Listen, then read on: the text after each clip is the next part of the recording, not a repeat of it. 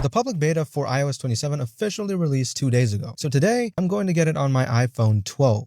Now, for those that plan to get it as well, keep in mind that beta programs can come with fatal downsides. Only enroll in a beta program if you're okay with those consequences or if you have a backup. Anyway, to enroll in the program, it's really as easy as going to beta.apple.com and following their short steps. They'll have you agree to their terms and conditions and then allow you to choose which program you want to enroll in. For me, the entire update took around 45 minutes. That includes requesting, installing, and applying the update. For newer models, it'll probably be faster. The first thing I noticed after finally getting iOS 27 was that the charging battery icon didn't have a gray outline anymore. Instead, it has a gray background with the green battery bar filling it up slowly. It looks so much more modern. The home screen icons also look a little bit more jello-like or glassy than they did before. Also, the UI in Apple apps like Safari, Music, and Notes looks slightly different as well. And finally, since I am running this on an iPhone pre-15 Pro, we don't get any of the new Siri AI features. So the main reason why I got this update was for that CPU scheduler. Now, don't expect your old iPhone to feel like a brand new phone per se, but it will feel a little more usable and less of a headache. In short,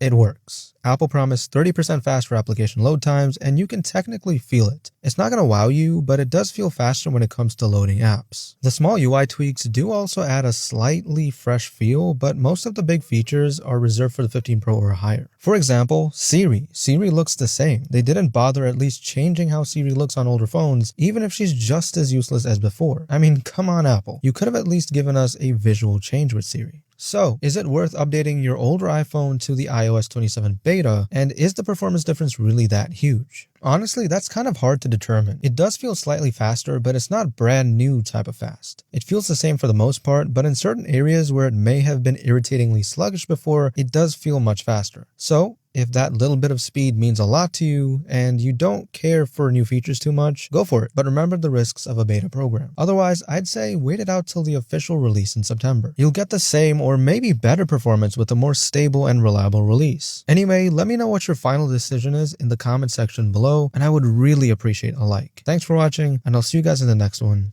Peace.